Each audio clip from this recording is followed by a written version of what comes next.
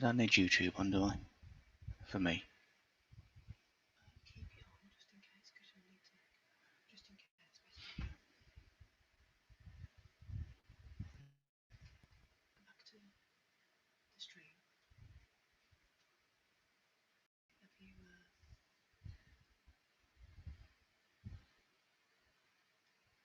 Have you entered the room and everything? Done all that stuff? Well, I've gone live.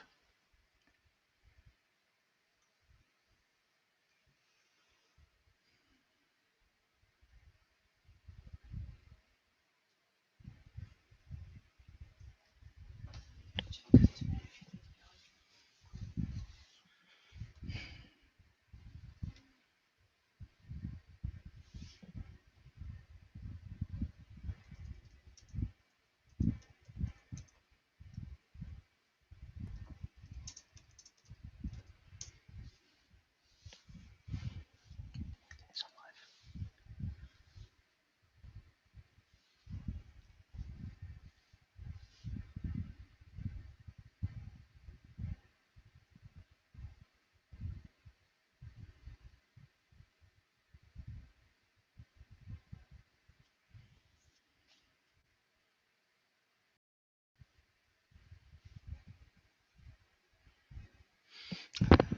Thank you, Kelly. We'll make a start very, very soon. Thank you.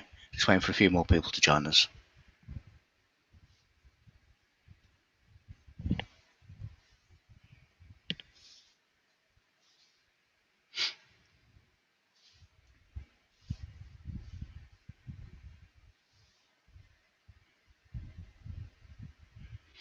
I'm just going to ask if everyone. I'm just going to share my screen. If we just really put in the chat if they can let me know if they can see that.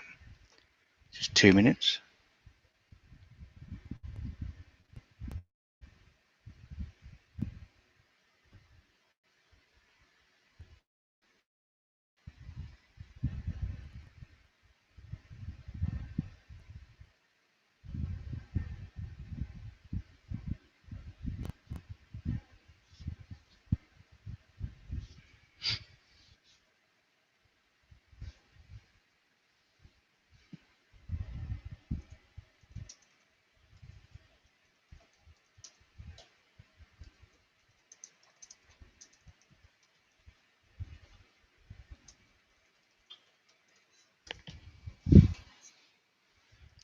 A couple of people have said yes.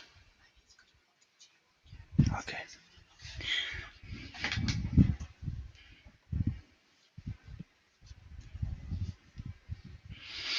Just give it just a couple more minutes, maybe 5 minutes, and then we'll make a start. And it'll be in 2 parts because it's quite a heavy and lengthy subject. So I'll go halfway through, and then we'll have probably just a 5-minute leg stretch, so we can move the cobwebs from our heads, and then we'll just carry on with the final part after. Just to let you know, and I will put in the chat that on previous occasions there has been a few technical problems. If there are a few technical problems, then by all means please stay in the chat. As soon as I'm aware of them, I will either rewind or come out and go back in. When I'm sharing my screen full screen, I can't actually see what's in the chat, so I'll have to come out periodically just to see if there's any issues with people not being able to hear me or being able to see me. But if you can just hang around and just wait in the chat room, if there are any problems, touch wood, there won't be. But if there are, then as soon as I'm aware of them, we'll go back to where we missed. But it's usually a few problems. But we'll give it a few more minutes, and then we'll crack on with the talk, which will probably be the talk itself. Will probably be over an hour. But because we're having like a slight break in the middle, and then at the end, if there's any questions, then we'll get them answered, and then we'll do something else. But again, thank you all for being here. Thank you all for giving your Saturday evenings in pursuit of knowledge. But just give it just 4 more minutes. Thank you, Peter. Thanks for that. Peter, can you let me know if you can see my screen? I'm just going to share that. It'll take just a few moments to come up. If you can just put in the chat for me, if you can see the screen that I'm about to share.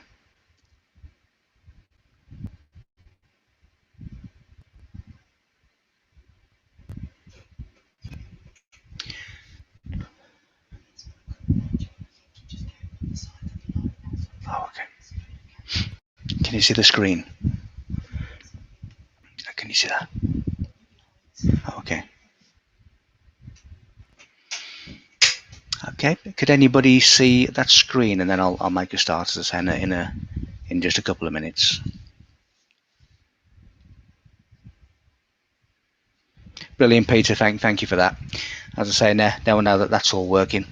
We'll just give it just a few more minutes for a few people to join us, and then we'll carry on. Thank you, Lotus. Thank you. So if anybody wants just to grab a quick drink or some, thank you, Bill. A couple of WD-40 just for the head, and then we'll do that. But again, thank you all for being here. It's nice of you to give up your time to listen to this. But so.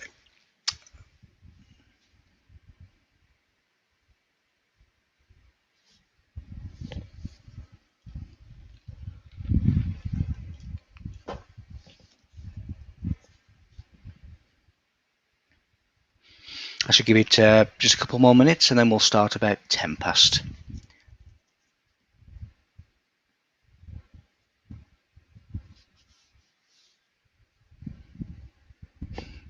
Yes, but it's 8 p.m. evening time here, so happy morning or whenever it is there for you. All of these different time zones across the world, but it can get confusing.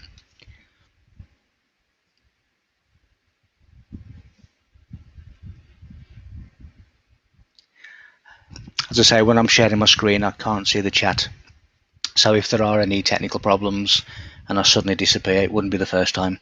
But as soon as I am aware of them, we'll do something about that. But I can't see the chat. If somebody's saying I can't hear you, then I can't see that while I'm sharing the screen. But I will try and come back into the chat every now and again, just to see if there's any messages, just to say you've lost me or wherever. But so you're in Seattle.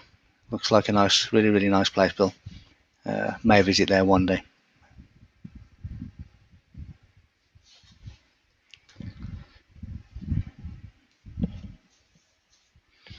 As I say, I'll do the talk in two parts. We'll do half, and then we'll have maybe a 5-minute break just to get our heads together, and then we'll come back for the final part. It's a deep subject. It can be quite deep, quite heavy. There's lots and lots of information, lots of slides containing information. But if there are any questions at the end, they'll be more than happy to answer them.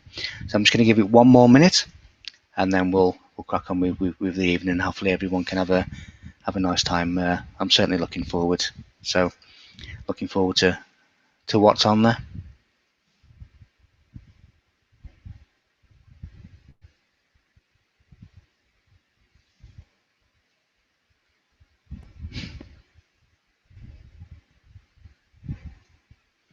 Yes, yeah, it is. Well, I've had to. I was invited to Florida next month, and I was invited to Egypt in December to do a talk at a conference and to do a tour of the pyramids as a personal invite.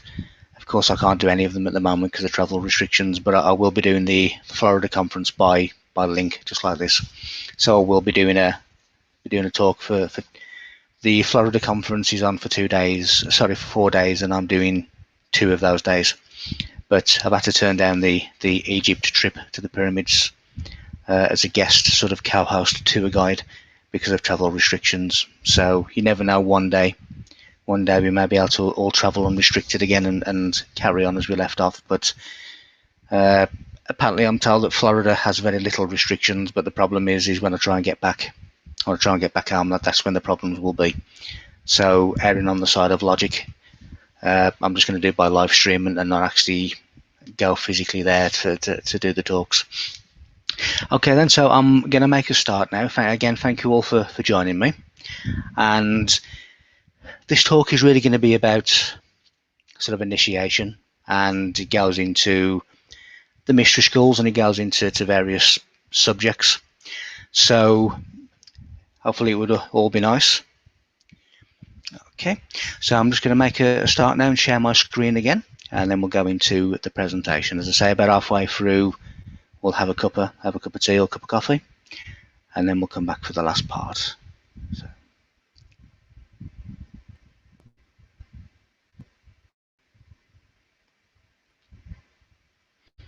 Okay, so hopefully now everybody can see that screen, and it should be an Egyptian mystery school. So as I say, tonight is all going to be about the mystery schools. It goes into Egypt, it goes into religions, it goes into other parts of the world. But it's a deep subject. There's a lot of slides in this presentation, all containing different bits of information. But as I say, at the end, I'll always answer any questions that you may have as a result of what you've seen. And as I say, I'm about to take you into the world of ancient secrets, the world of initiation, or as much as I can in the time we have available. It really is about a soul level experience. It is really about a soul level initiation. And of course, the solar boat of Khufu and Charon in Greek legend upon the river Styx is all symbolic of the enlightened soul being taken across the river. In the Egyptian terms, the river of the sky, the duet, in order to be taken to the rightful place. So it's all about the enlightened soul, is what these boats are really talking about. Now tonight, I'm going to be a blasphemer, and I've been called a blasphemer many times, and I have to admit that I am, because when you realise what blaspheme means, or to be a blasphemer means, then you realise that that's exactly what I am. Now when you look at a tree is the same root word, and again no pun intended, but a tree is the same root word as true. So when we look at a tree and you see the roots are ordinarily the unseen.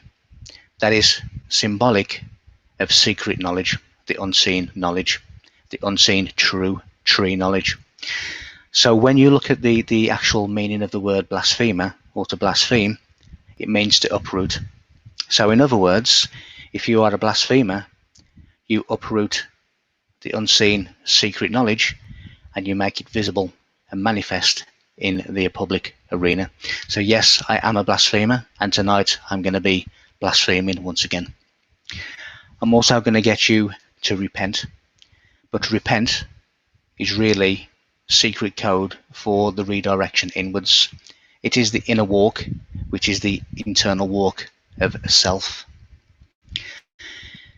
So the knowledge of inner transmutation is really hidden in the language of the world. We see it every day, most people hear it every day, but they don't even realize what they're seeing or what they're hearing. Because Earth is the planet of initiation. Now, the first elemental initiation is simply birth into this world, and that will become more and more prominent as I go on through the presentation and speak about the Sphinx of Egypt a little bit later on. But I think that we have it backwards, and Egyptology have it backwards, and people who've tried to read the ancient world have it backwards. I think that the earth is actually the afterlife. I think that the earth is the hell, and the ancient cultures were trying to break the birth and death cycle and escape hell, which is this planet. So the light at the end of the tunnel that people see on a near-death experience or after death is really a tunnel of false light, which captures and harvests and keeps souls in the death and birth cycle. So you keep coming back to this planet. So in the Quran, they describe hell as a place for those who reject the truth after it becomes apparent to them. That is exactly what we face with on this planet, where no matter how much you tell people, no matter how much you show the evidence for what you're telling them, they either don't want to see it or they still cannot see it. They follow false light instead of true light, which is true knowledge, which is wisdom. They remain in the subterranean pit, in other words, the hell.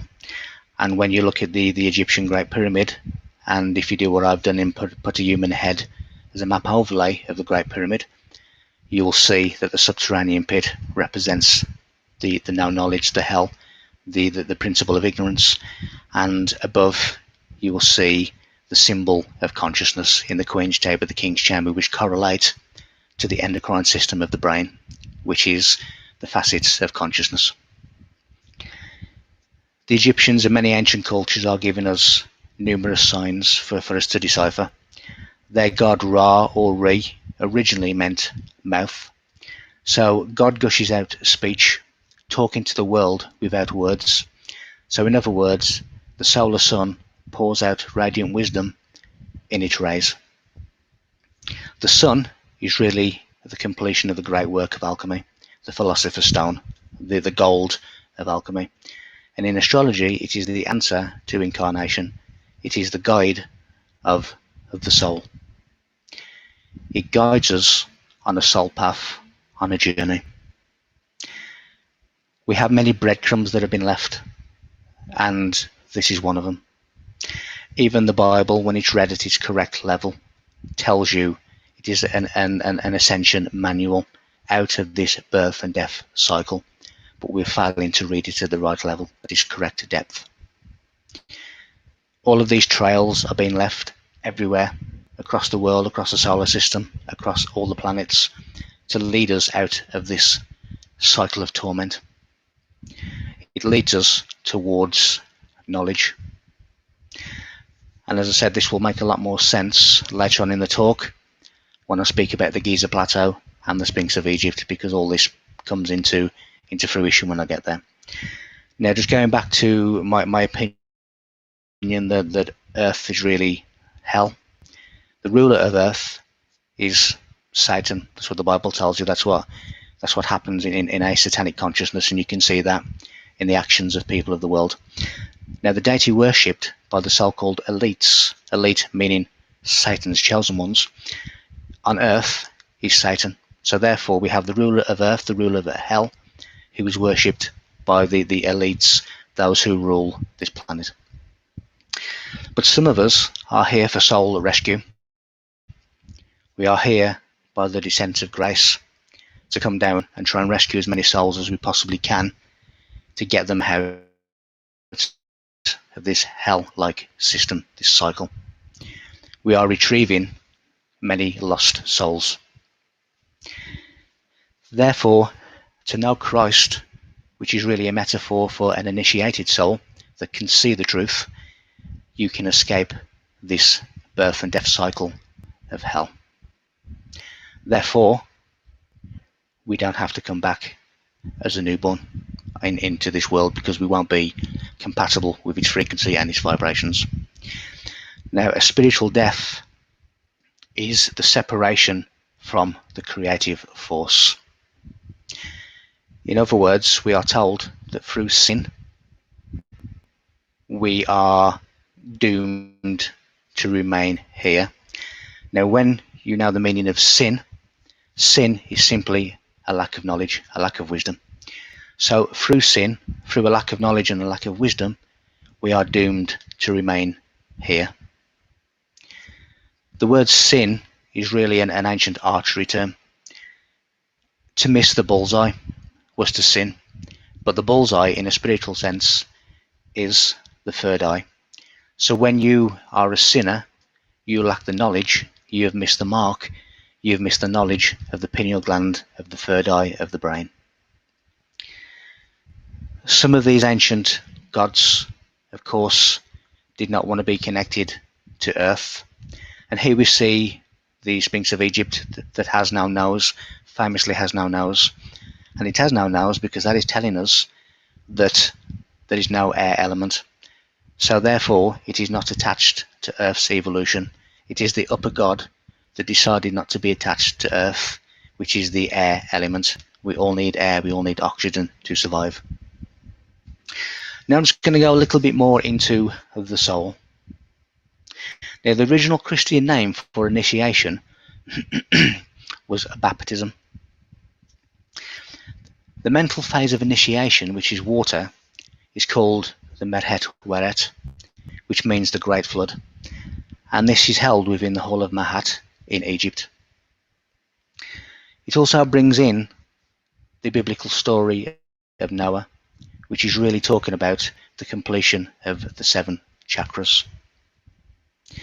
It also, with the awakening of this Kundalini energy that awakens the chakras one by one, that is the excitement, that is the rapture of the inner Christ.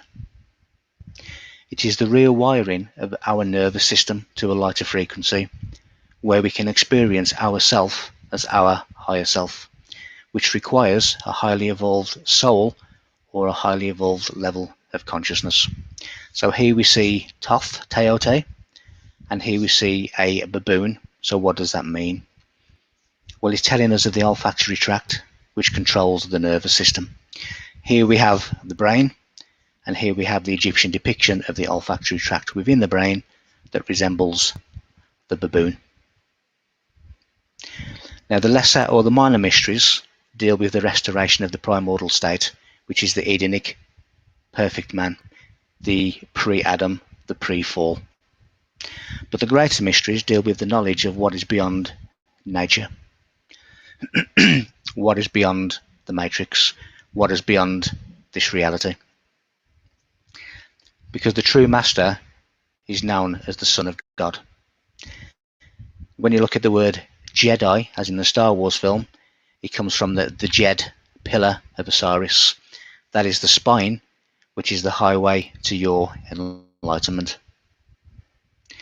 So the Son of God, the Master, or the Measurer of Stars, was heralded in by the magical star of Bethlehem, which is the pentagram, which leads wise men out of the four elements, from the bondage of the animal nature into the true light. So the birth of Bethlehem is an initiation. In other words, it means to be born again, to be resurrected. Continuing with the theme of the pentagram, the chorus of one of the most famous hymns in the world, Hallelujah, has 5 notes comprised of 5 different frequencies, whereby the wave fronts, when superimposed, form the geometric shape of the pentagram. We all have within us, or we all have access to, the frequency of knowledge, where our life mirrors the ceremonies of initiation.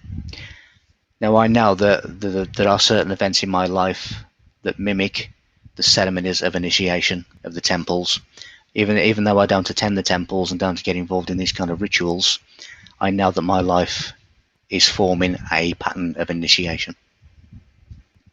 Some of these initiates are able to get into a jinn state. And of course, if you look at the Quran, the jinn are mentioned quite frequently. But the jinn state is a super-sensible world, which means to go beyond the experience of the material world, beyond the 5 wounds of Christ, which are the 5 senses. The word jinn also gives us the word genie and genius. But the everyday person really has no concern about what is beyond his circle of friends, what is beyond his family. To him, that is all that matters. You know, his favourite TV programme is on at 7 p.m. Nothing else matters to the average everyday person. But because of that, their reality is not what they believe it to be. Their reality is what they are told it is. They are stuck in an endless cycle where their past creates a familiar, predictable future. Now, we are told that we are stuck in such a cycle by such pictures as this, which again is the Jed pillar, the spine of Osiris. This is at an angle of 23.5 degrees. And why? Because the moon keeps the earth at 23.5 degree tilt, which gives us the cycles, which gives us the seasons. So they were telling us that we are caught in this cycle. So obviously we all want to know, because we're all here. As I said, I don't get involved in rituals. I don't get involved in initiations beyond myself. But I do get contacted frequently by people who are members of these secret societies. And I've just put a couple of comments that they've said to me privately, that the information that I'm given, as far as they're concerned, in their temples of initiation, are extremely accurate and spot on to the teachings that they're taught within these sacred mystery schools. And only when the final veil has been withdrawn are the mysteries revealed. So all ancient books were written symbolically and in a language intelligible only to the initiated. The secret meaning can never be penetrated by the idle gazers, who see but seldom recognize the true meanings. They will pick up an ancient book, they will pick up a sacred book, they will pick up a religious book, and they will only read it as a book with the parables that are really hiding the truth. So we have an anchor, we have an ankle, we have the Egyptian ankh, and that is really to anchor us, to ground us, to stop divine wisdom from drifting away from the spiritual shore of knowledge. And to rise above the water is to rise again. Again, it is all about the resurrection of self. So the soul derives from the act of breathing, which is nefesh in Hebrew. Jesus, we are told, is the breath of life and the anchor of the soul. So in other words, Jesus is the soul, but not only the soul, the initiated, divine, awakened soul. The soul rises after physical death, which is exactly what this story of leaving the tomb is telling us. Know thyself. You could read 1,000 ancient books. Everything comes down to that one word, thyself. Now, when you look at the word self, it contains the letters EL. In other words, L is the God. So God is within self. It is the God within. If you know yourself, you can answer the mysteries. When you know this kind of stuff, when you realize your own potential, your bandwidth expands and you're able to take on more information and more knowledge. Now, my view of reality, my view of life has always been different. People say that it's warped, but nevertheless, I look at things differently, I see things differently, and I always have from the age of 7 and 8. When we see the likes of the dove, it is really the young initiate. John, as in John the Baptist, baptism being the original word of initiation. John is a title. It means he of Gnostic power and wisdom. In some languages, John is Sion. In Welsh, for instance, John is Sion. So when we look at the priory of Sion, we are looking at the priory of wisdom and Gnostic knowledge. When we see all of these Egyptian depictions, they are really scripts for initiation ceremonies. It talks of encounters with the psychic and spiritual dimensions, which is beyond this dimension. Now, the adepts, the Gnostics, were clairaudient. The ear chakra beyond the ear is demonstrated here in the Great Sphinx of Egypt, which enables you to tune into your divine guidance and your inner knowing. It is the center of psychic hearing and clairaudience, where you can hear the commands of the universe through an awakened mind or meditation. During initiation, man descends into the crypts of initiation, where the new initiate, as the mysteries divulge to them in a controlled trance state called the sleep of Silohim. That crypt, that pit, is called the place of thorns. So the initiates who pass are known as masters of the earth. They are Osirified, the god Osiris. In other words, they are the soul without defect. These initiation ceremonies are really a story of my life and a part of my life. And in 2009, I was given a golden key in my mind's eye, which took me quite a while to work out what it was. But it is really passing on of sacred knowledge.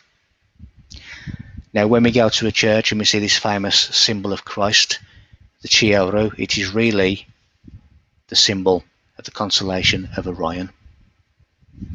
It is the key of Solomon. It is the lost symbol. It is the cosmic signpost. It is the way to the secret of where we came from. I'm now going to go into a little bit of the feminine matriarchal system. If you imagine this is Orion Above the arm of Orion, you can see the Silver Gate, which to me is the gate of hell, as I move on from what I said initially. Now you come through this gate.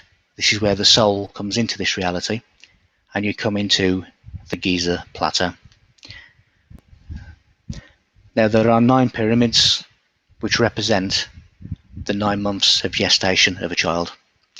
So the 9 pyramids have 4 sides, which would be 9 times 4 would be 36. However, at certain times, at certain angles from the air, the Great Pyramid has 8 sides due to indentations. So therefore, if you add an extra 4, you get the 40, which is the 40 weeks of gestation. So the Giza Plateau, the 9 pyramids, are the 9 months of gestation of a child. So the Great Pyramid embodies the harmonics of the golden section, which is the design of creation. So when you have the top of the pyramid, it represents the head, the mind, as I've said in relation to me putting the head over the Great Pyramid. And the 4 sides, etc., represent the 2 legs and the 2 arms. It is man. And the Sphinx of Egypt is the archetype of the womb. So you come through the gate of Orion as a soul.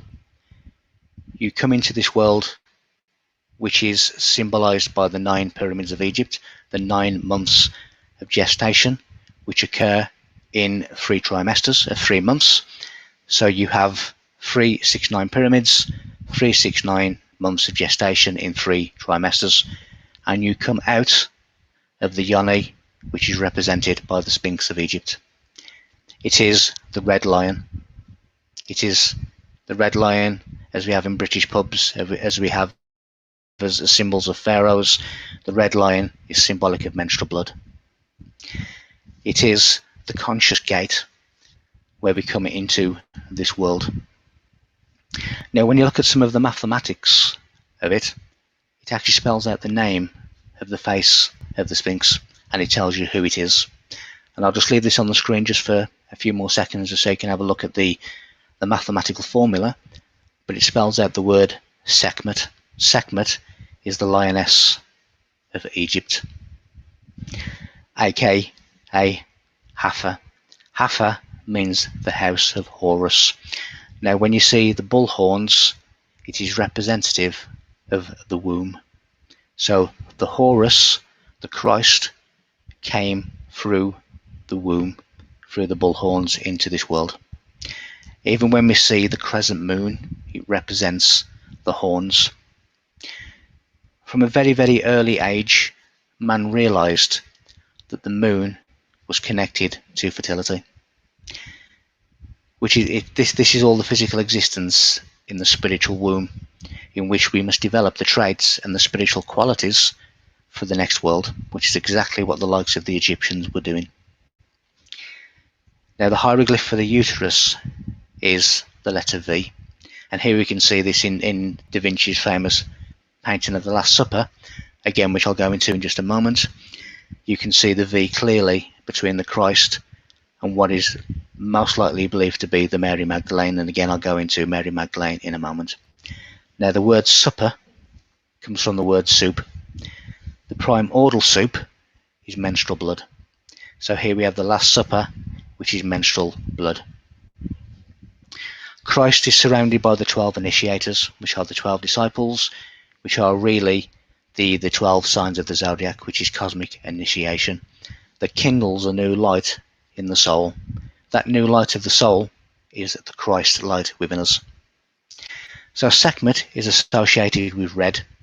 It is the red liquid. It is the menstrual blood. It is the Magdalene of red hair with a red dress. This is the Mary Magdalene with the red hair and the red dress. It is symbolic of menstrual blood. The uterus, the womb, is also the Holy Grail, the vessel of God, the vessel in which we enter this world. The Grail is that which nourishes life on earth, and a child is obviously nourished within the womb. The Knights Templars and the likes of the Knights Templars, who again will get a mention further on, were originally aligned to the goddess tradition. So the blood of Christ is really menstrual blood. It is the red gin juice from the mysterious gateway, which is the womb. Originally, it was all to do with the goddess, which was later translated and attached to the Christ story. Hic est sanguis meus, this is the chalice of my blood. It also relates to the Adam and Eve story because Adam is Aleph Dam, and Dam means blood. So we have Aleph, which is the ox, which is the bull. Again, going back to the bull horns being the womb. We have the Adam, the ox, the Aleph, and the Dam, which is the blood. It is the blood of the womb. And Eve simply means life. It also relates to Mars, the red planet. So the Sphinx is the protective mother of the 9 months of gestation, which is the Giza plateau. It is the lioness who fiercely protects her cub. And a young lion is known as Judah, in other words, the tribe of Judah. So here we see the face of the Sphinx, which again represents the uterus, in which we come into this matrix through the vessel of God. We also see this depicted in the Ankh of Egypt. Now moving on to more evidence that the Giza plateau represents childbirth.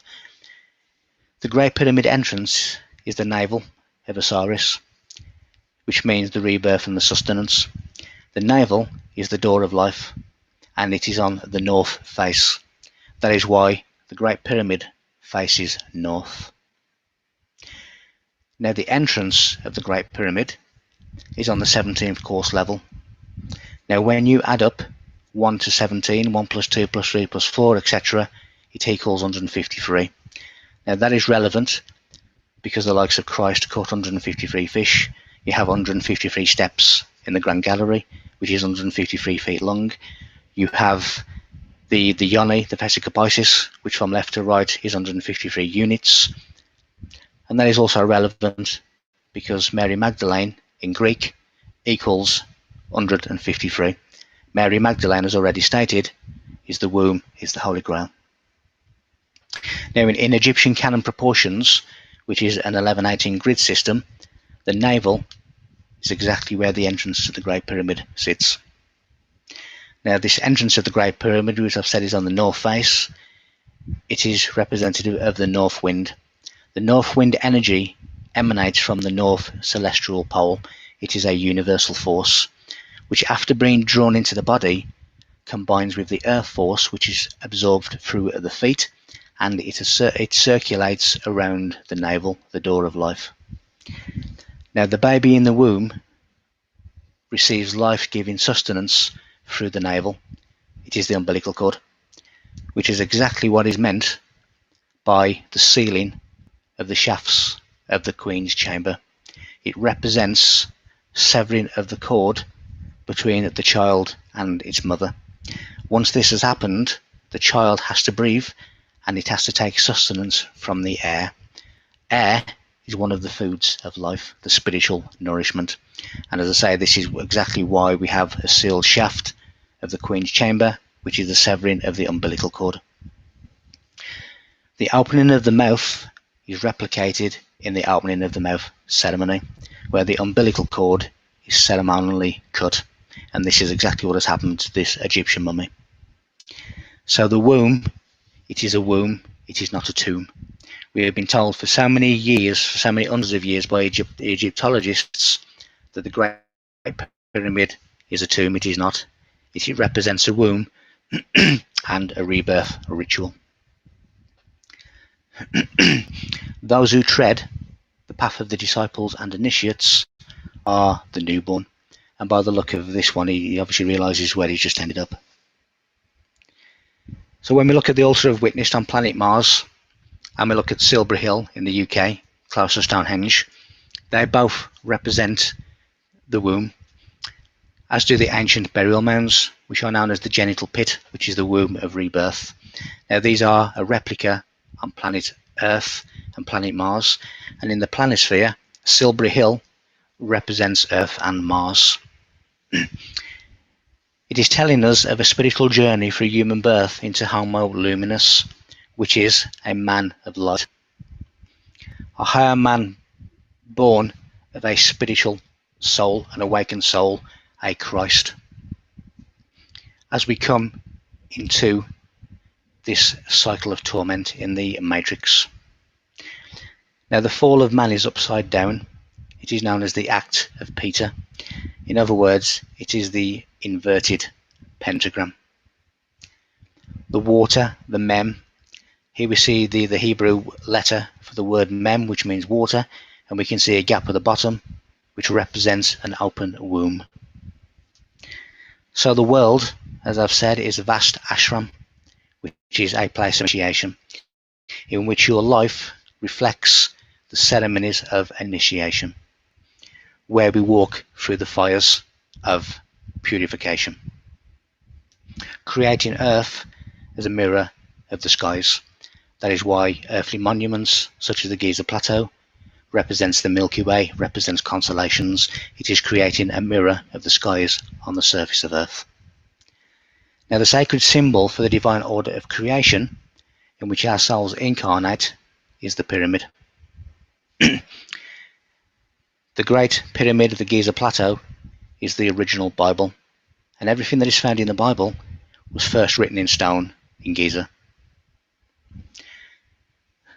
Orion is important because we can see the Egyptian mummy correlating its arms across the heart that represents Orion. Now Orion is the cross of the church.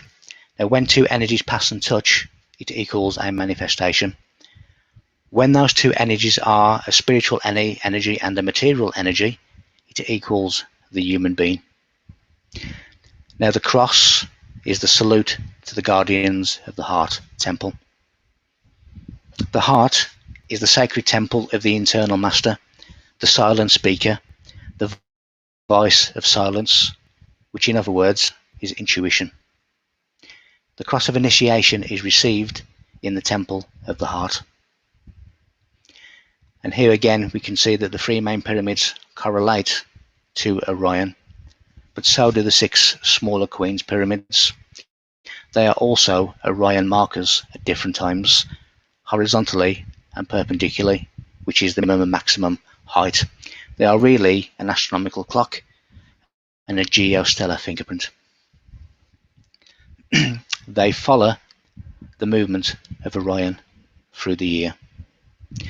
What is also interesting is when you are on the surface of Mars, this is Earth, Venus and Jupiter, which also gives you the same kind of shape as the Giza pyramids. Now the word Cairo comes from Al-Kahira, which means the place or the camp of Mars. So when we look at the famous face on Mars, which is here on the top left, and we look at the face of the Sphinx of Egypt, and we put a map overlay of both of them, it is a mathematical exact match. So the Sphinx of Egypt is the same as the face on Mars. On Mars there's also the pentagram, the 5-sided pyramid. This is one of the moons of Mars, which is Phobos, where you see an Egyptian obelisk. Here we see a statue on Mars, which is very, very similar to an Egyptian statue. And as I said previously, when you put a map overlay of the Sidonian city on Mars over Avebury in Wiltshire, where Stonehenge is, you'll see that it is an exact match. Here at the bottom you can see the mound that I showed you previously, Silbury Hill, and at the bottom of the Mars picture, just below the 19.47, you can see the altar of witness mound that I also showed earlier. Which are these? Silbury Hill and the altar of witness. Now the Sidonian city on Mars is mapped out as per the Pleiades and the solar trinity, which are the 3 sun-like stars that you can see forming a kind of triangle.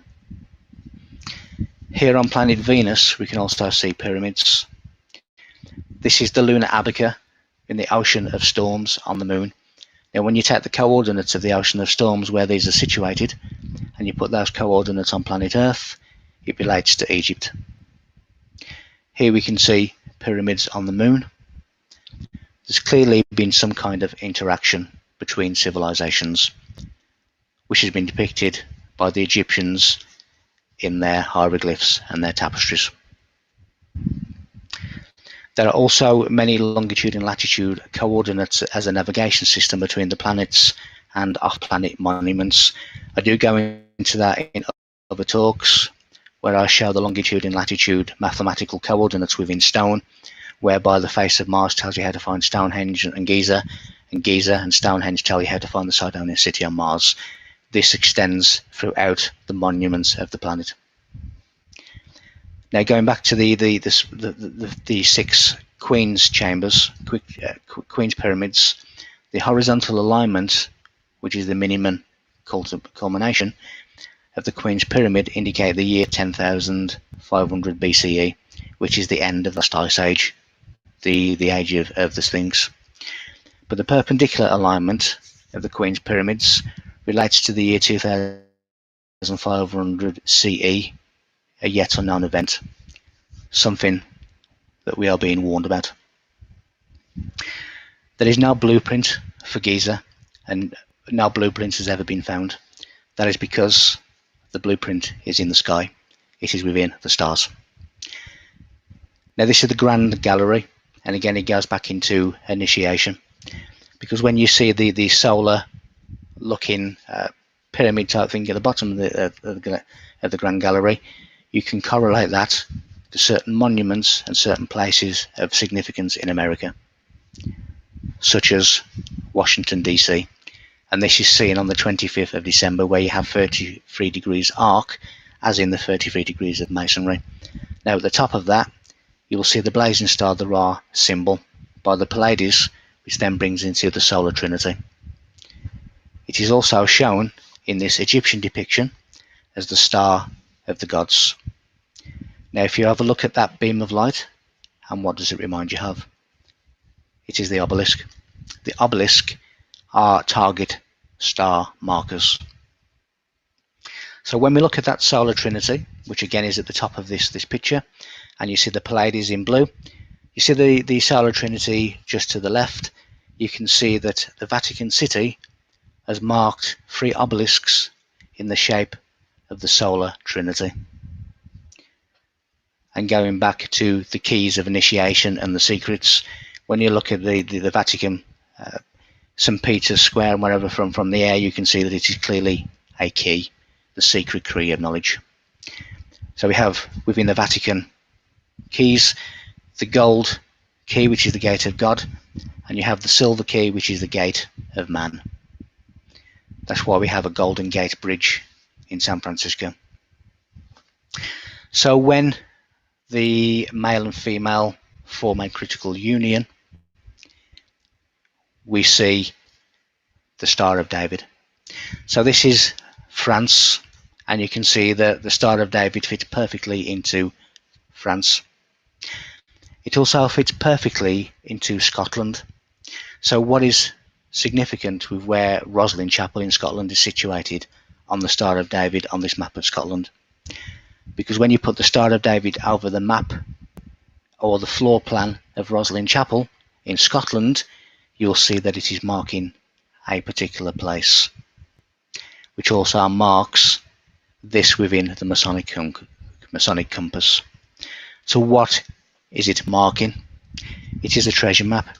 These are the Qumran Cave scrolls, the Dead Sea Scrolls that the Knights Templars bought from the Holy Lands. They hid them within Rosslyn Chapel, and they have hid them exactly where I put that X on the floor plan of Rosslyn Chapel, which correlates to the map of Scotland. Now, this information would bring down the church, and that's why it was hidden. Now, the last Grand Master of the Knights Templars, Jacques de Molay, is the face on the Shroud of Turin. But these secrets are held within 3 feet of concrete, so they're not easily accessible. But the Templars, who were the followers of the goddess, the Holy Grail, the Crusades, it brings us back to Egypt, it brings us back to Orion, it brings us back to the chalice. Now we have an earthly chalice, but as below, as above, we also have the heavenly chalice, which is Orion.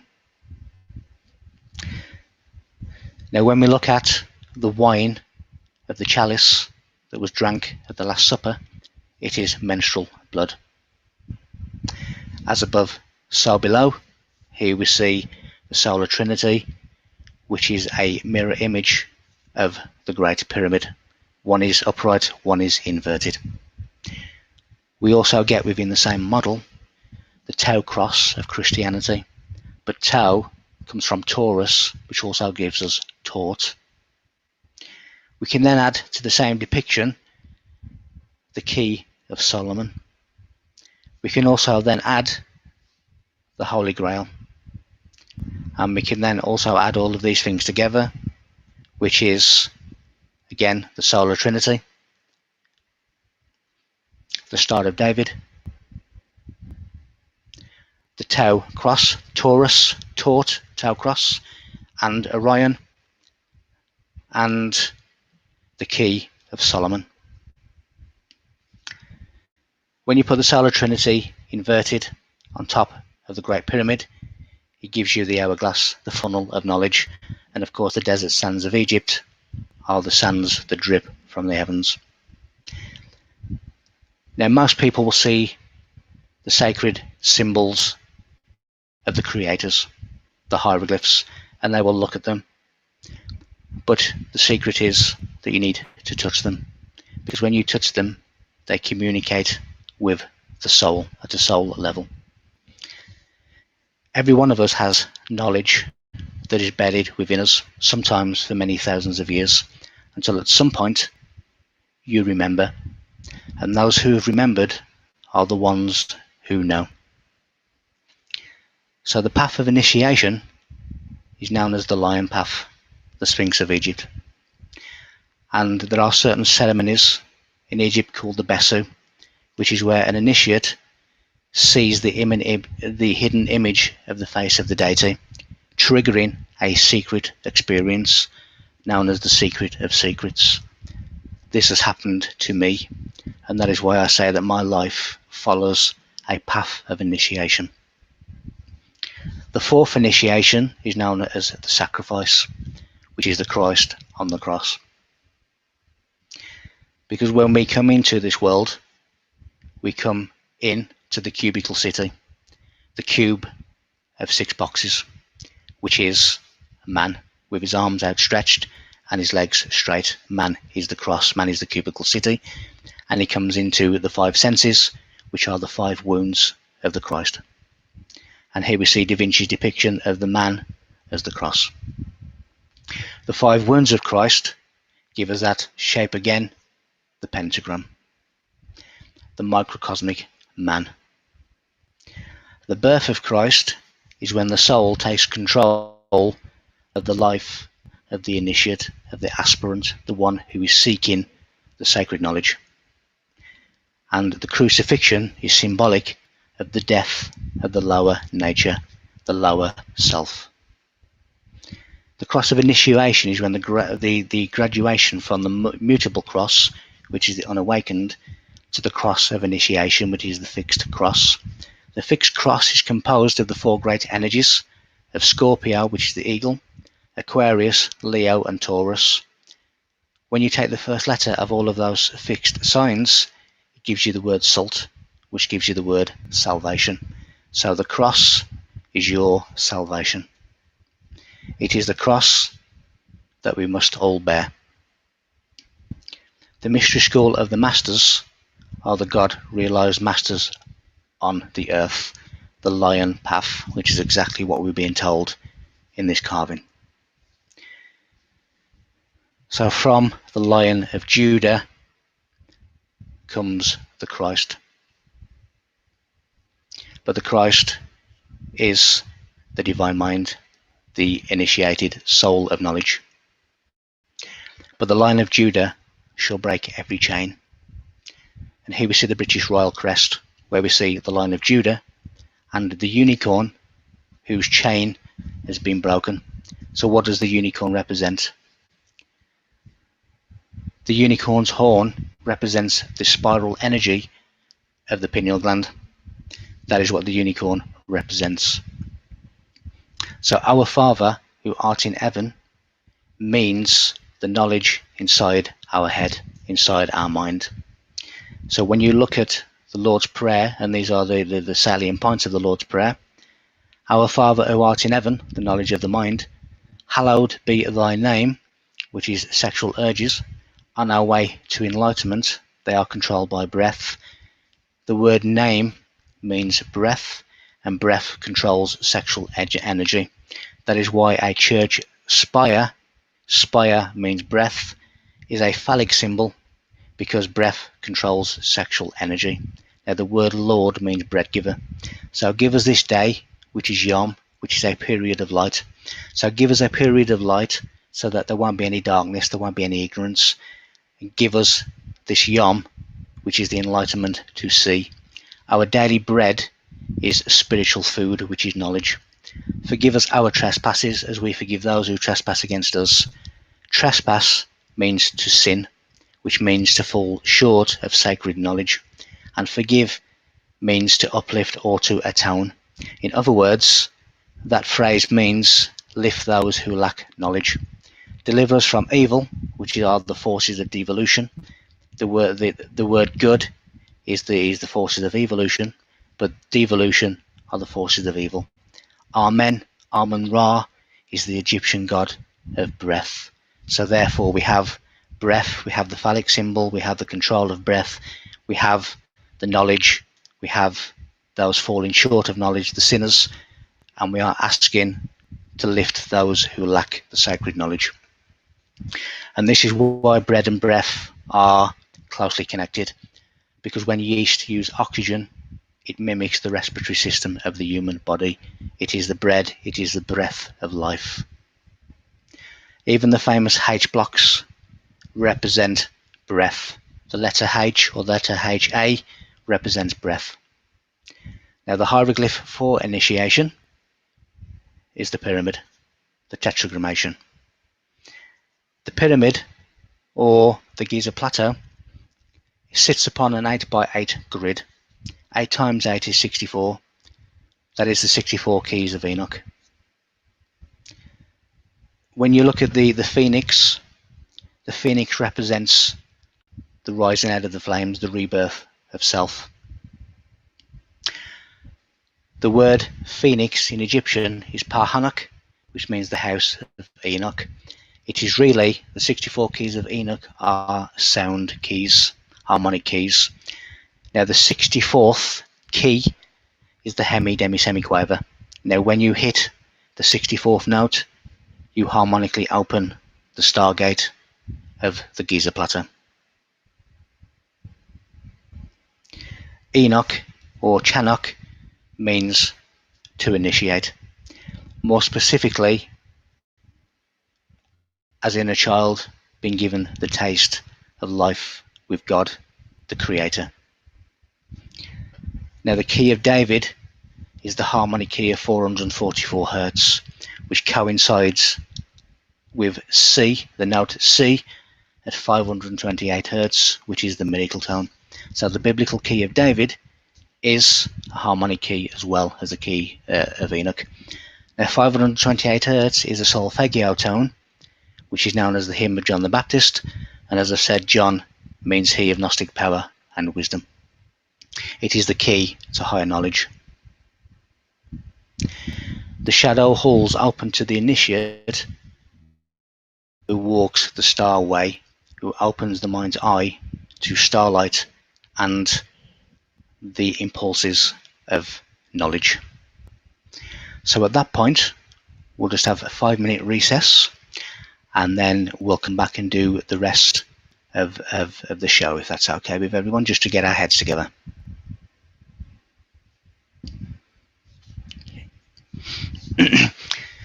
So thank you very much. To say, we'll just give it just 5 minutes, and then I'll go back to the rest, which will be probably about 40 minutes, and then at the end of that we'll do some questions. So is everybody okay? Is everybody still with us and can still see everything?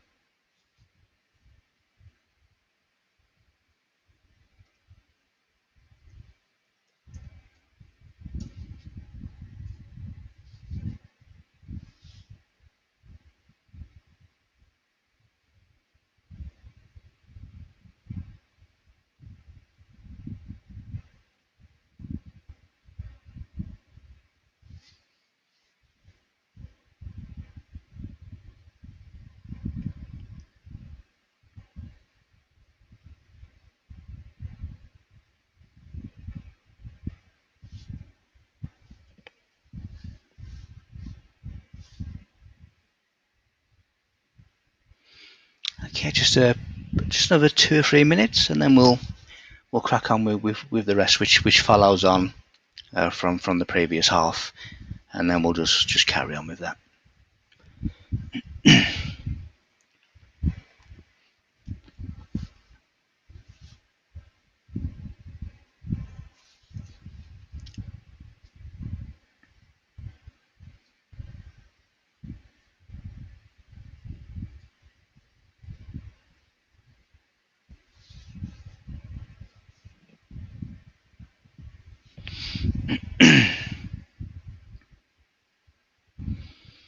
Okay, just 2 more minutes, and then we'll carry on.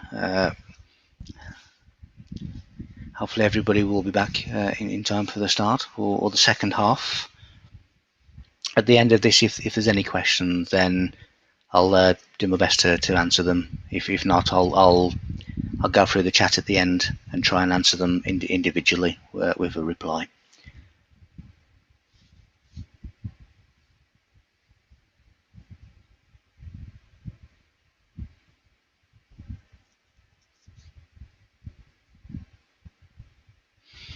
Okay, just another minute, and then I'll carry on and share the screen again.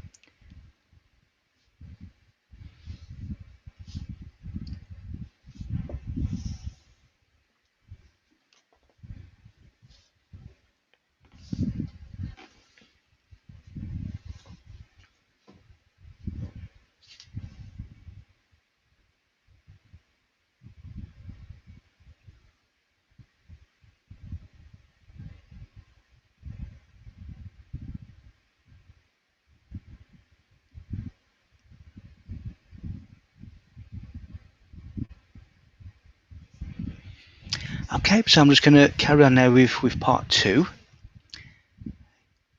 So again, I'm just going to share the screen, and then we'll go into that, and it'll just continue from part 1.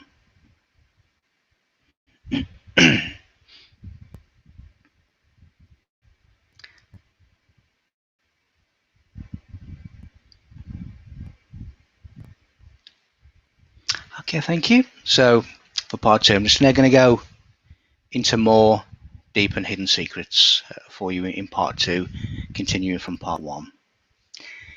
I've looked into many ancient cultures, into Egypt, and all the secrets that she holds. I've looked into many mystery schools, including the Eye of Osiris, which is teaching future priests and priestesses the secrets of Earth, which are contained within the Great Pyramid, the true Noah's Ark. I've looked into the Isis Eye, the mystery school of Isis Eye, which is the secrets of the afterlife and heaven. And I've looked into many secrets of the church, and I do and continue to do and to reveal many things that are hidden within the church itself, such as the story of Moses. Now, the story of Moses tells us that he wandered in the desert for 40 years, but when you put that journey on Google Maps, it tells you that it should have taken just 6 days. So Moses received, now the word received comes from Kibel, which gives us the word Kibbalah, and he received this sacred knowledge away from the masses, away from the Israelites. So in other words, the secret knowledge is only passed to the chosen, the initiates, which is the exact same symbolic meaning of King Arthur and Excalibur. Excalibur means Excals Libertaris, which means liberated from the stone. So in other words, only the chosen can extract the knowledge. Now, when we look at the Moses story of the parting of the Red Sea, the open sea, that is really known in esoteric terms, the path of least resistance. So in other words, it is the path from the root chakra, which is captivity, Egypt, to the crown chakra, which is the promised land or the land promised. So really, this is the path of least resistance from the root chakra to the crown chakra. Now, the burning bush represents the fire of knowledge. The top chakra, the crown chakra, is indicated by the hole, the indentation at the top of the head of the Sphinx, and we've already discussed why the nose is missing on the Sphinx of Egypt. It is really talking about the mother's waters, the Moses story drawn from the water is talking about the waters of the mother. And again, going back to the Hebrew word mem, which means water, the symbol meaning the open womb, and the number that corresponds to the word mem is 40. That is why we had Moses in the wilderness for 40 days and 40 nights. It is born from the waters of the womb, where the child is destined to be saved. It is a spiritual journey through human birth. Now, the land of milk and honey, in ancient times, milk and honey was a food for children, but also the pineal gland secretes a yellow and white secretion. That is also the land of milk and honey. It is also why the Vatican has a yellow and white flag. Now, the word honey in Egyptian is the letters THB because they have no vowels, but that is always used in parallel with the letters WRH, which means moon. So in other words, honeymoon. Now, honeymoon means heaven on earth, or on earth as it is in heaven, which is Zion. So the real story of Moses takes you from the Kliploth, which you can see at the bottom of that, which is the captivity, which is represented by Egypt in the Kabbalah, and it goes through the path of least resistance, the parting of the Red Sea, the parting of the Open Sea, to the Kepha, the crown, the promised land, the land of knowledge.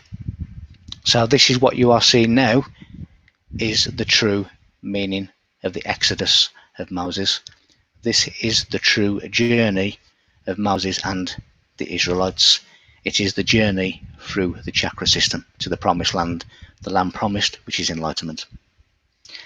Only those with knowledge of the sacred geometry and the initiated were permitted to advance to this enlightened state, to this promised land. So by knowing the divine power within your life, you become suffused with Ananda, which is really the New Age name for Jesus, which is Sananda. I've looked into the secrets of the ancient world.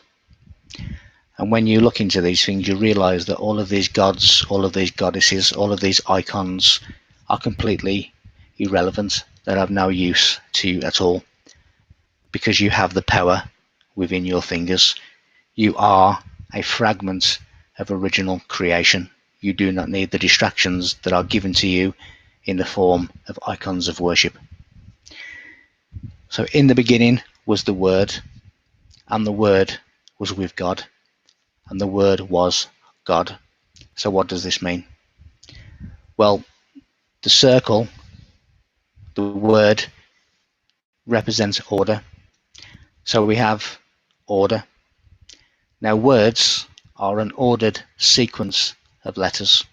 So we have the word, we have order. Now words come from the throat. Within the throat, we have the Adam's apple. Now the throat, the fifth chakra, has the capacity to offer divine messages to the world, or it can destroy someone. So you can either be a mouthpiece for the highest, you can offer divine messages, or you can destroy someone with your voice. Now the vibratory sound of your voice, the word, can manipulate the world within and without. It can even shatter glass. That is why we have the apple logo of the bite. It represents the misuse of the word, the misuse of the fifth chakra, and the fifth chakra contains your Adam's apple. So the word becomes flesh. In other words, what we speak manifests as our reality, both internally and externally. So, in other words, watch what you say, because that becomes the flesh, that becomes your reality. Now when we see, for by him all things were created, in heaven and on earth, visible and invisible. Well, the visible and invisible part is referring to dark matter and light matter. Dark is simply a lack of light. But him means sound. It relates to sound. So in other words, it is the sound of the universe. It is this sound that has placed constellations and planets and stars in the exact, precise place in space and time. And this is how sound can influence shapes and patterns.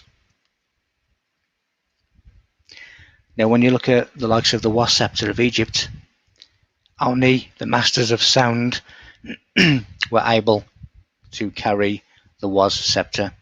Now, if you look at the bottom of the scepter, you'll see a tuning fork. With that tuning fork, they used to hit stones and levitate them through sound.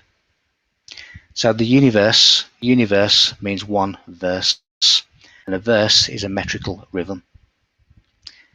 In other words, everything started as a monochord, as a singularity.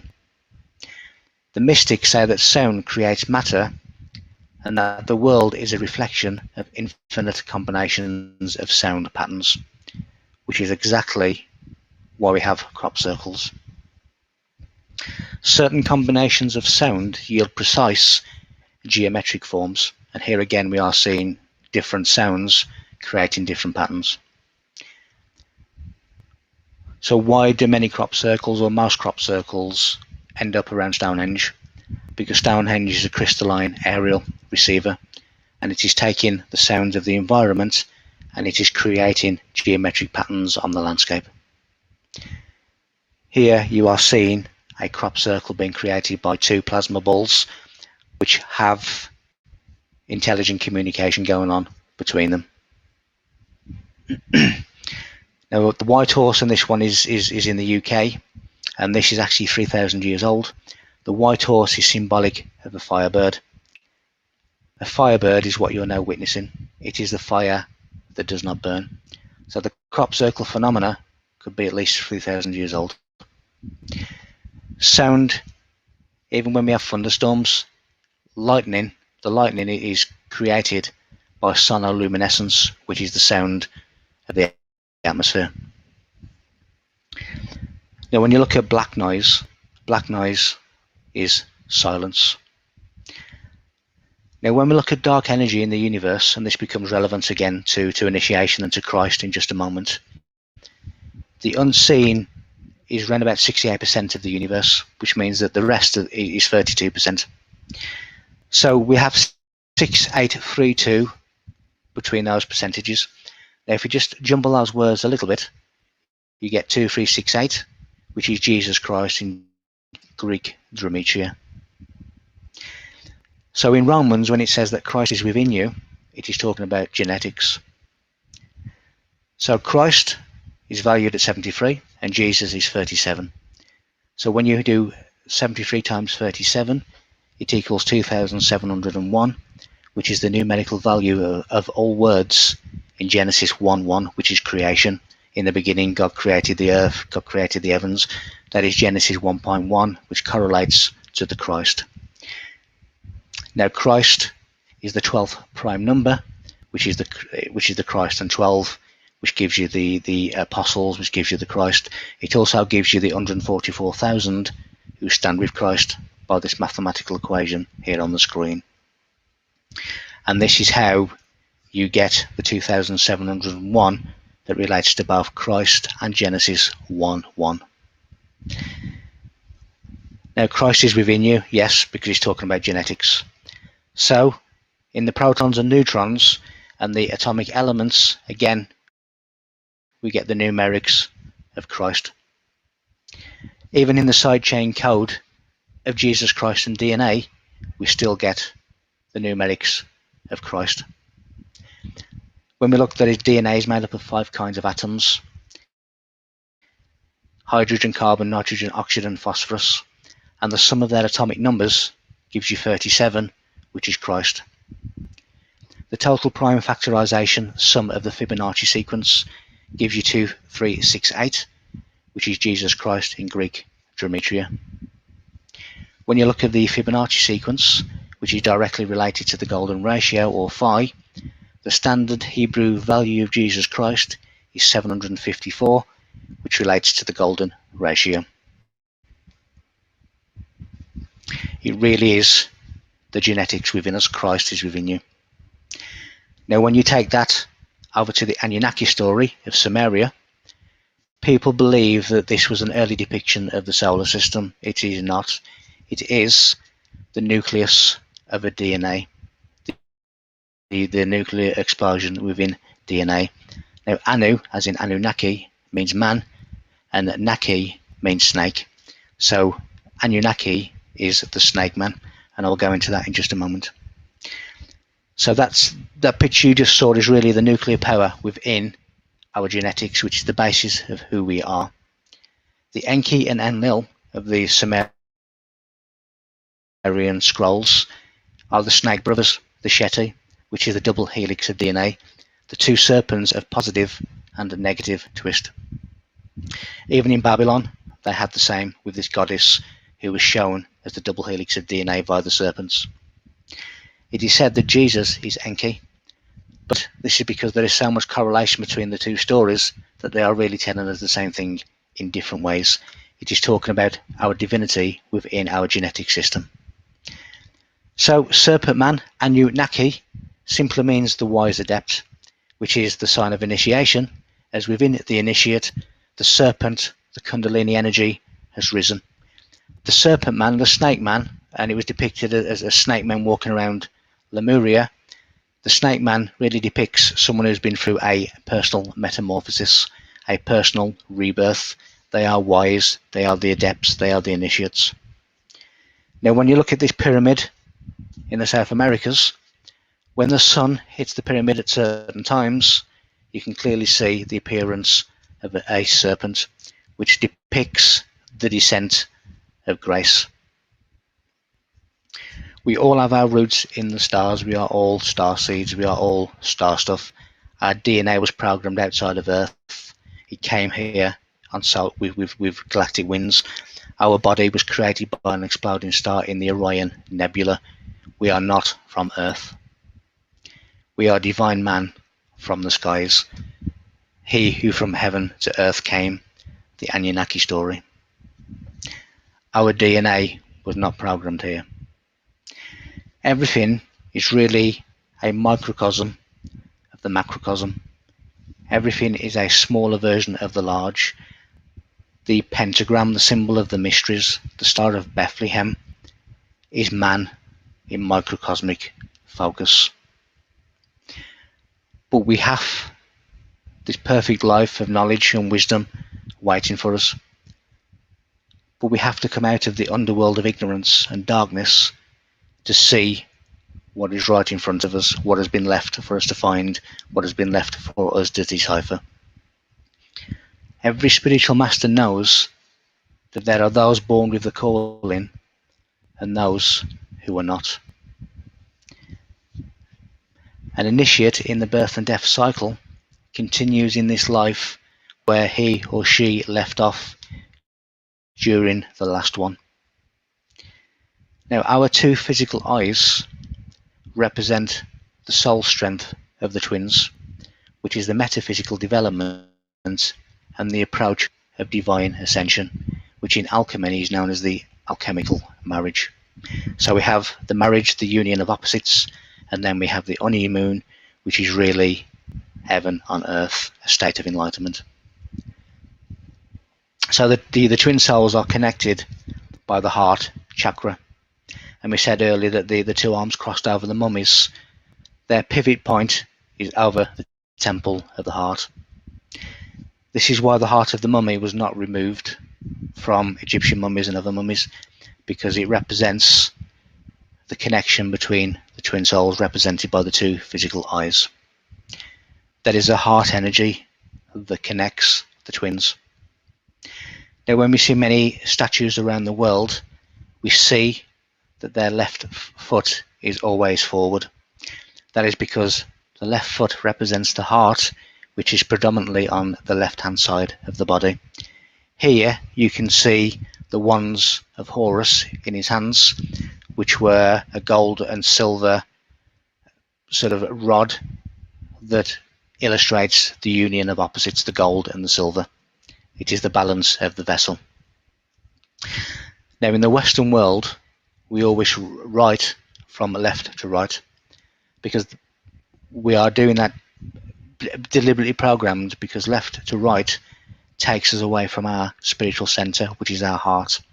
However, the rabbis write from right to left, which is taking you towards your spiritual center, your heart.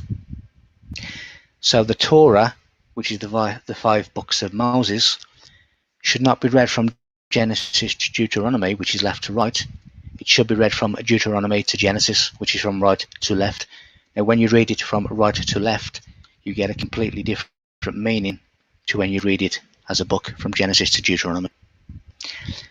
Now, the dilated pupils are the gateway to the soul. This is why we had the likes of Greeks having naked statues. It is proven scientifically that when men see a naked statue of a woman, his eyes will dilate. When a woman sees a statue of another woman carrying a baby, her eyes will dilate. It is the access to inner man. It is the access to the soul. The soul being the quantum entity, which is unique, as is a fingerprint. So when we see the likes of movie stars and singers of the pop world, they are forever covering one of their eyes, either the left or the right eye. What this is doing is mocking divine ascension. It is those who have not received the divine calling mocking the ones who have. It is mockery of the divine ascension. That in turn is mockery of the Christ, because the Christ is the initiated soul, the Christ is the divine mind, and it is mockery of this divine ascension. And this is largely by the Saturnalian brotherhoods, the likes of the priests who wear black, judges who wear black, a lot of the secret society members who wish to keep knowledge from the masses. They are the followers of Set of Egypt, who killed Osiris, who ripped out the eye of Horus, because in Egyptian Set means to dazzle, to become blind, which means to be ignorant. So when Christ cured the blind, in other words, he's enabling them to see, he's awakening them to knowledge. So the alchemical marriage of the twin souls, which in Egypt are primarily represented by Osiris and Isis. From this alchemical marriage comes Horus, which is really the ascension of light. The word horizon is Horus risen.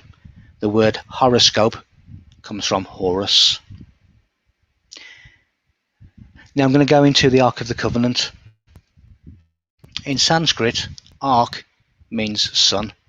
So in other words, the Ark is a piece of the sun, which means that it is a piece of God. Now inside the Great Pyramid, we have the famous sarcophagus. The Bible tells us that the dimensions of the Ark of the Covenant are 2.5 cubits by 1.5 cubits by 1.5 cubits, which is 45 inches by 27 inches by 27 inches. This is the exact volume of the stone chest of the sarcophagus in the King's Chamber in the Great Pyramid. Now in Hebrew, the word Ark means chest. The Ark of the Covenant is the sarcophagus of the Great Pyramid, and it may well have looked something similar to this in its day. Now, initiation changes the molecular structure so that candidates could handle the higher voltage of the arc, because it was a great contained higher solar voltage. So those who had not had a molecular change through initiation would suffer this fate. And this is a scene from the Indiana Jones movie. So not only is the obelisk a star marker, it is also representative of the lost sons of Isis and Osiris, which is the male aspect of woman and the female aspect of man. It is known as the split, which is duality, which is maintained by the old ones of Set. So the woman in chains and the men kept split. In other words, there is a negative force that is trying to prevent the age of ascension, which is through knowledge, which is our rightful inheritance. Now, when the Bible says, "Thou shalt not steal," that is basically speaking to those who are stealing the sacred knowledge from the people. That sacred knowledge is the rightful inheritance of the inhabitants of this planet. They are concealing the knowledge. They are keeping it hidden from everyone except themselves. And they are telling us, when we see significant locations, the Vatican, Paris, London, Washington DC, they are telling us that they are keeping us in the split, keeping us in a reality of duality. They're trying to keep us separate, and everyone can think of examples in their life, in their community, in their reality, where people and groups and communities are deliberately kept separated and split and played off against one another. The invisible twin, the Great Pyramid, empties the hourglass of sand, the end and the beginning, the full extension of mathematical pi.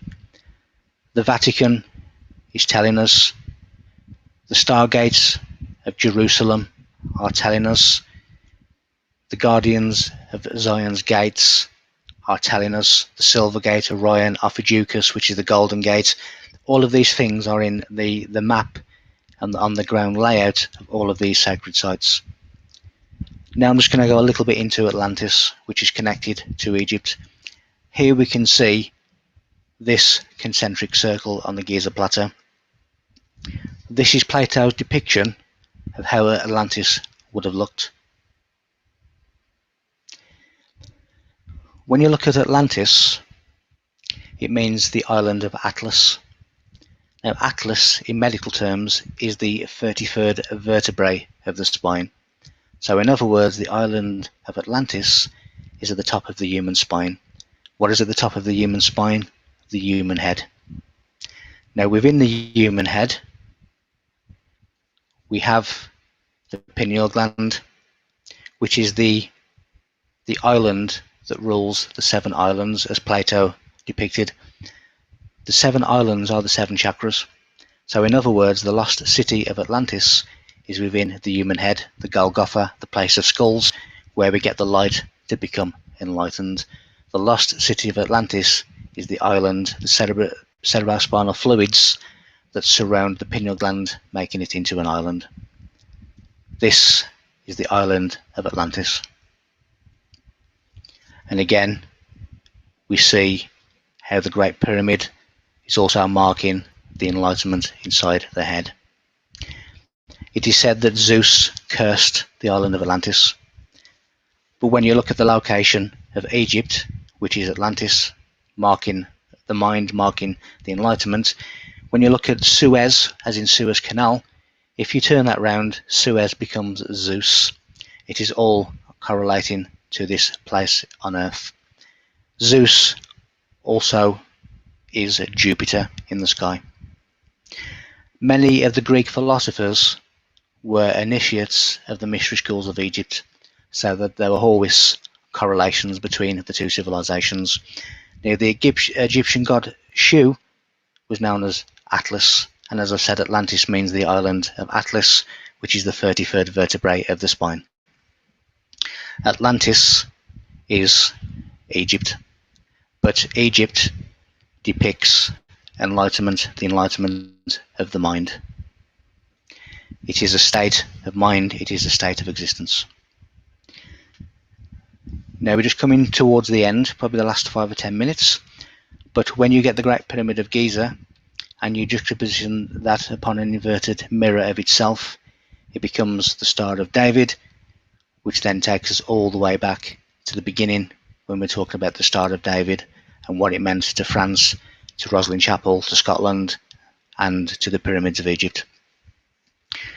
When you start doing more and more superimpositions of these things, it becomes the 8-pointed star of Venus, which gives you Ishtar, which gives you Easter, which gives you the Virgin Mary.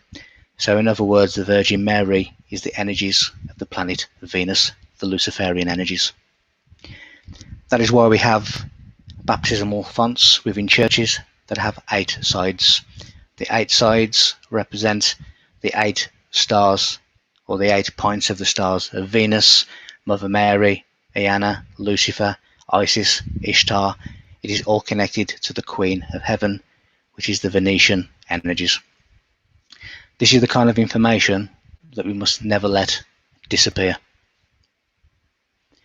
Even our calendar was changed by the Church of Rome to mislead us and take us away from true star dates. True star dates were taken from Egypt, hidden by the Jewish mystics, hidden in the Dead Sea Scrolls, which were taken by the Knights Templar, and they were hidden in Rosslyn Chapel in a place that I've already mentioned.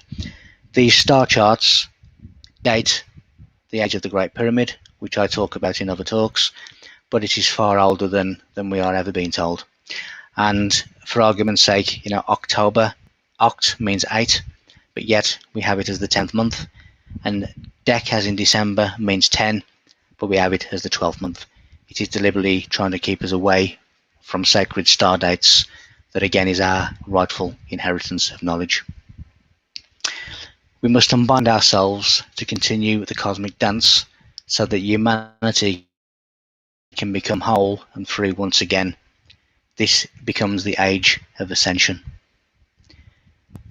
Isis took the 14 severed pieces of Osiris and put them together, which indicates that humanity must become whole once again. The 14 pieces also relate to the 14 days of lunary darkness, decreasing light between the full moon and the end of the lunar month. It is when the equinoctial year finishes and the moment the sun and the moon are found united within Orion. The sun and moon are the opposites of duality that must unite.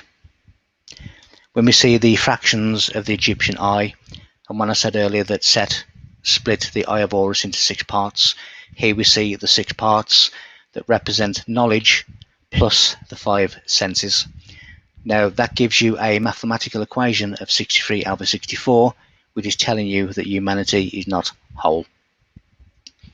When we see Egyptian pictures such as this, where they will either have 2 hands or 2 feet the same, 2 left, 2 right, that is telling us of the time before separation. Separation is duality. Duality would have been depicted by a left hand or a right hand, but having 2 left hands tells you the time before duality, the time before separation.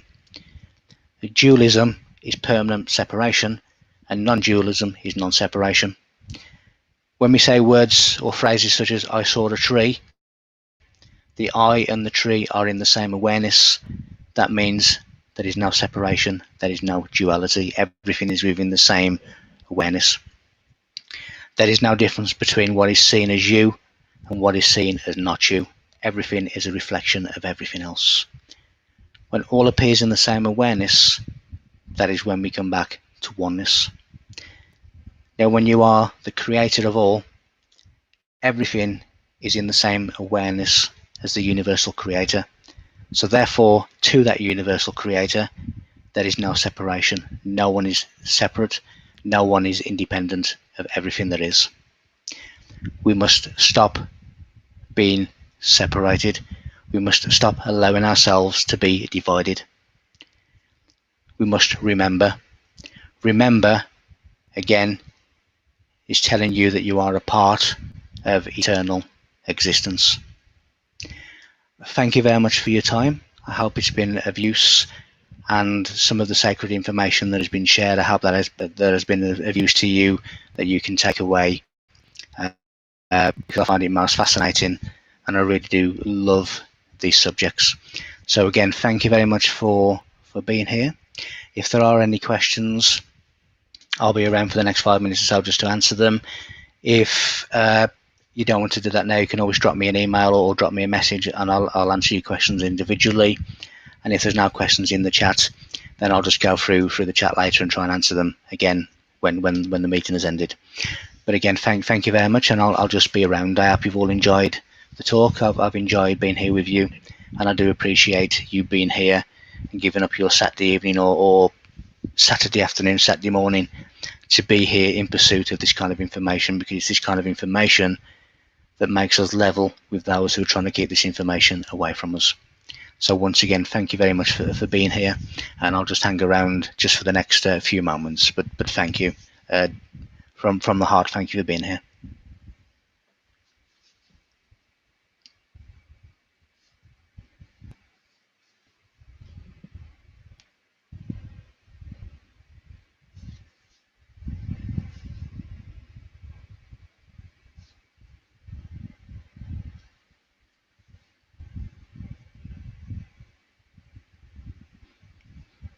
Thank you, Ursula. Thank you, everyone who's enjoyed it and expressed thanks. Thank you to you too. I'm sorry if you didn't see all of it. The subjects that have been covered this evening will be covered again in other talks, or will be covered in my newsletters, etc. So everything that's been discussed in it, if you did miss any of it, don't worry, because I will put it in written form, or I will do other webinars such as this every month to get that across again. So don't worry if you missed it. But in essence, he was talking about initiations. He was talking about the initiated aware soul, and he was telling you how a lot of the ancients have hidden this and have left us the breadcrumbs to reignite the fire within us. And if you want to get out of this birth and death cycle of torment, which is what most people face on this planet. So thank you for all your thanks, and as I say, don't worry if you missed any of it, because it will be covered again in various mediums. But no, I appreciate you being here, for everyone who's here, for everyone I've spoken to in the past and will speak to in the future. So I'm just going to give it another 2 minutes, and then I'll end the meeting, and I'll go through all the questions and try and answer them individually.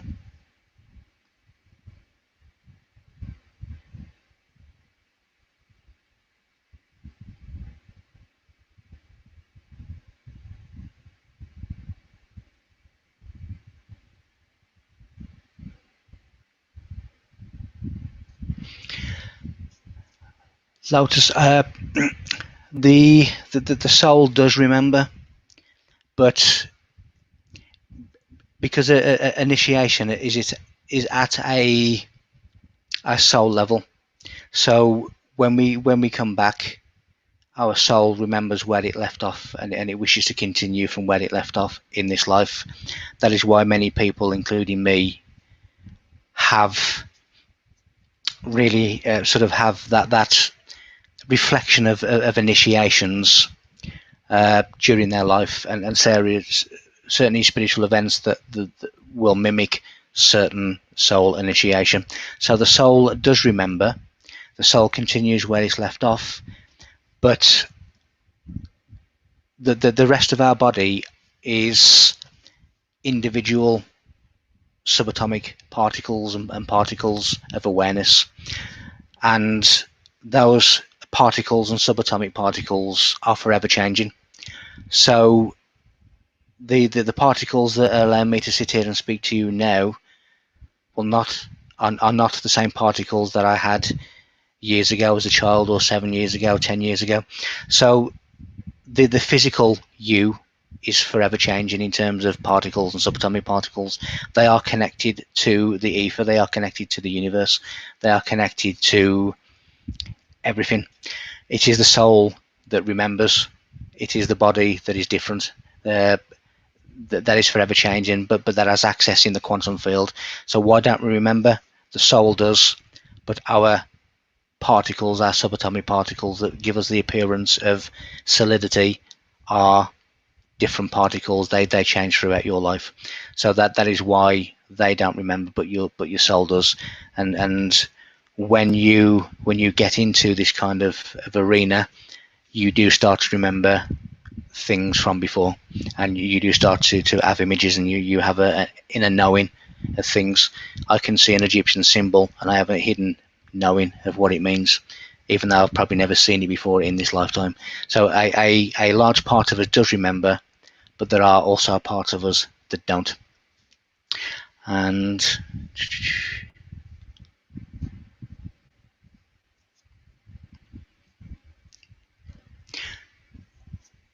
yeah, so now the talk was recorded, so once I've retrieved that, then it will be made available again.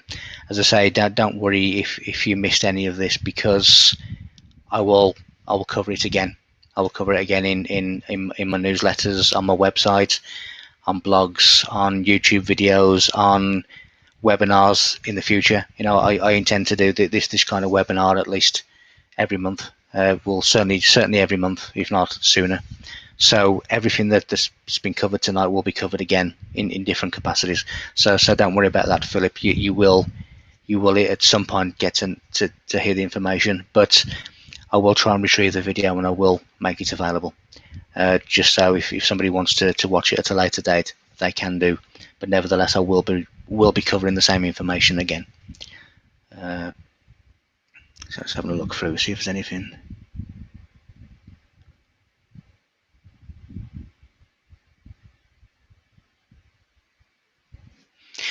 So Donald says, I've no intention of being born again after I leave my body. Is that possible? It is possible. It's you, when you are not compatible with the vibrations of a certain place, then you're not going to come back to that same place. That is really why the powers that be on this planet are trying to keep people at a low vibration, because they know very well that if they keep you at a very, very low vibration, that when you pass from this body, then you are only going to be compatible with a vibration that you are at that particular time. So if they can control people's minds and people's lives and people's reality, people's frequency, then they can pretty much guarantee that they're going to come back in this endless cycle of torment. Now, when you start raising your vibrations, when you start becoming aware of what's going on, and when you become aware of the tools that were used in the ancient times to stop the birth and death cycle, then yes, you can stop yourself from having to come back here. But again, you know, going back to the soul has certain requirements. The soul has certain lust for certain teachings, and it knows that it can get those teachings at certain places. So even though you don't come back here, you may well incarnate somewhere else, on another star system, another whatever. But you can escape the birth and death cycle of planet Earth. But you just have to raise your frequency. You have to become knowledgeable. You have to become wise.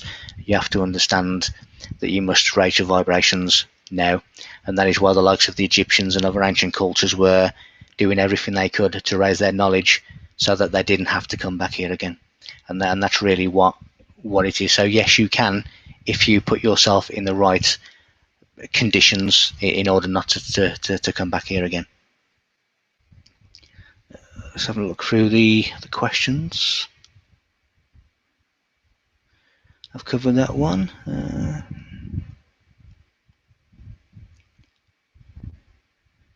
Yep. Greetings to East Yorkshire.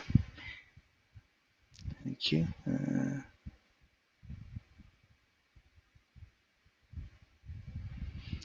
Thank you. Well, thank you, guys. Again, most of them are now just comments. But again, if you have any questions, you can always get me at Michael-Feeley, which is my website. There's a contact page on there where you can just drop me an email if you have any questions, or follow me on Facebook or on YouTube. And I will, every single message that I get, every question that I get, I will reply to. So if you do have any questions, just drop me a line. But otherwise, again, thank you very much for your time. I do appreciate it.